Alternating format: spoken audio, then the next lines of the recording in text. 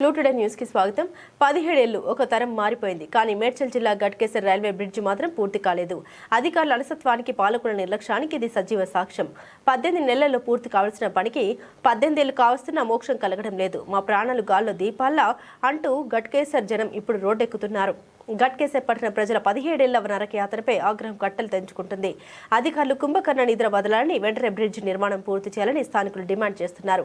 మొదటి కాంట్రాక్టర్ 16 ఏళ్లు కాలయాపన చేస్తే కొత్తగా వచ్చిన కాంట్రాక్టర్ 5 నెలలకు ఒకసారి స్లాబ్ వేస్తూ నాన్చూర్ ధోరణి ప్రదర్శిస్తున్నారు. ఈ లెక్కన మరో 2 ఏళ్లైనా బ్రిడ్జి పూర్తయ్యేలా కనిపించడం లేదు. వేలాది మంది పాఠశాల ఇంజనీరింగ్ విద్యార్థులు ప్రతిరోజు ప్రాణాలకు తెగించి రైల్వే ట్రాక్ దాటుతున్నారు. రేపు ఏదైనా ప్రమాదం జరిగితే బాధ్యత ఎవరిది?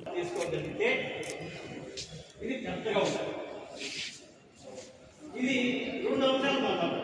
ఒకటేమో బ్రిడ్జి, తర్వాత స్కూలు. ఇది ఇప్పుడు అనుకున్నాం 1100 సంవత్సరాల క్రితమే మంది ఒక చరిత్ర కలిగిన ప్రదేశం అంటున్నాం. నేను కూడా గతంలో ఆ చరిత్ర కలిగేస్తే నాకు ఇన్ని విషయాలు తెలిసి కూడా మనం ఎందుకు గమనం ఉండాలి? ఇక్కడ కూర్చున్న 200 మంది ఆయన కాంట్రాక్ట్ ఇచ్చారు. గతంలో అంతకుముందాలు కూడా కాంట్రాక్ట్ ఎందుకు రద్దయింది? కాంట్రాక్టర్ పని చేస్తారనే ఉద్దేశంతో మేము ఆ రోజు కూడా ధర్నా చేసి పెద్ద ఎత్తున మీరు మిత్రులందరూ తెలుసు ఇక్కడ పెద్ద ఎత్తున ప్రోగ్రాం చేస్తే ఆ కాంట్రాక్టర్ను రద్దు చేసి ఎలక్షన్ టైమే కనుక ఊటిగా టెండర్ వేయడం జరిగింది.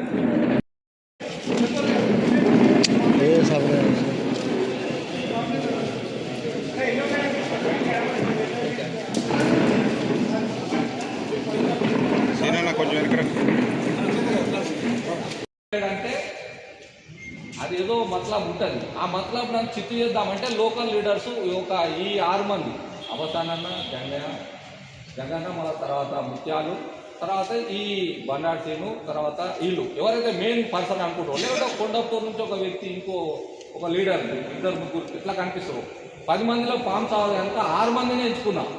ఈ 6 మందే పుల్లలు పెడుతున్నారు కనుక ఈ 6 మందితోనే మాట్లాడుకొని ఈ ఫ్లైఓవర్ మీరు చేస్తారా చేయరా వద్దు, ఎవరు ఓడిచారా కానీ ఓడనికన్నా ఓటేయండి. మీరైతే ఈ ఫ్లైఓవర్ కానీ ఒక దేవాల బాలయ్య, ఫస్ట్ దేవాల బాలయ్య సత్తమ్మ ఇప్పుడైతే మంచిగానే బతుకుతున్నాం.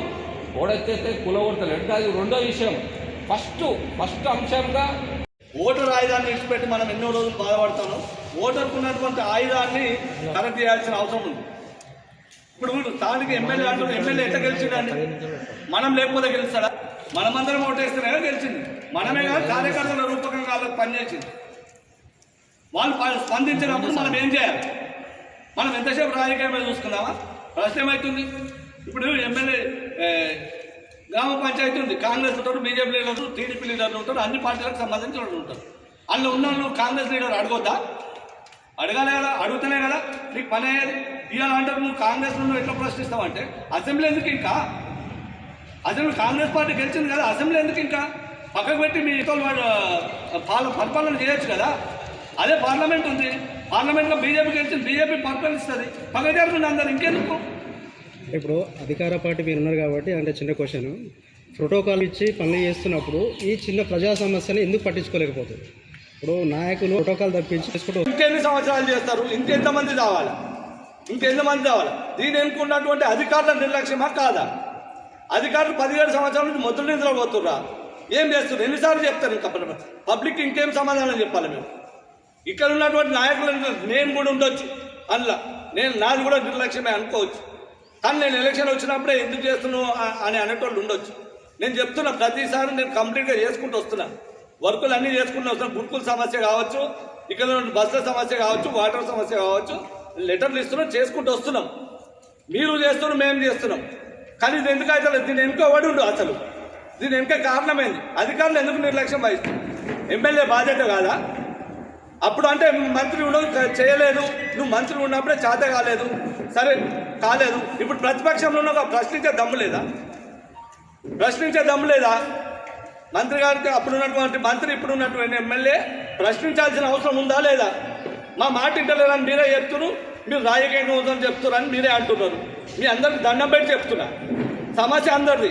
కూకుందాం పట్టు, అవసరమైతే ఎలక్షన్ బైకాట్ చేద్దామని చెప్తున్నాం. ఈ పాంప్లెట్ రిలీజ్ చేయడం ఒక ముఖ్య ఉద్దేశం మమ్మల్ని సస్పెండ్ చేస్తే ఏని పార్టీలకి. అప్పుడు చెప్తున్నా, ఆ రోజు కూడా బీఆర్ఎస్ ఉన్నా ఆ రోజు అవసరమైతే విడిచిపెడతామన్నాం. 1 సంవత్సరం మొదలు చెప్పినాం. అప్పుడు 1 సంవత్సరం మొదలు మంత్రి గారు వచ్చిండు, నిమ్మరసం ఇచ్చి బతలాడి కంప్లీట్ చేస్తా అని చెప్పిండు. మీ మీడియా మిత్రులందరికీ కూడా తెలుసు. కంప్లీట్ చేస్తా అని చెప్తే సరే అని వన్ ఇయర్ ఇచ్చిపెట్టినాం. 1 ఇయర్ తర్వాత ఎలక్షన్ మూమెంట్ వచ్చిన తర్వాత కూడా మన మిత్రులందరూ కూడా ఇది ఇప్పటికీ చేయరు అని చెప్తే అఖిలపక్షం అందరిని ఏర్పాటు చేసి సమస్య ఇది గత 13 సంవత్సరాలు 15 సంవత్సరాల నుంచి నడుస్తున్నటువంటి ఈ సమస్యను మేము ఇంకా ఓపిక నశించింది కనుక ఈ పాంప్లెట్ రిలీజ్ చేసుకుంటా ఒక 15 రోజులు టైం ఇవ్వదలుచుకున్న ప్రభుత్వానికి.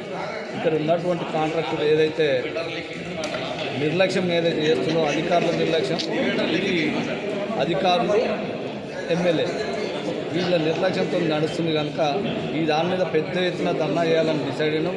మొత్తం మీద ఓవరాల్గా ఇక్కడ ఉన్నటువంటి ప్రజల దగ్గరికి ప్రతి ఇంటికి వెళ్తాం, ఈ పాంప్లెట్ తీసుకొని పోయి వాళ్ళని మోటివేషన్ చేసుకుంటా వాళ్ళందరినీ కూడా హైవే దిగ్బంధం కోసం సమావేశం కావాలని చెప్పేసి 15 రోజుల కార్యాచరణ డిసైడ్ చేసి ప్రతి వార్డుకి వెళ్తాం, ప్రతి బస్తీకి వెళ్తాం.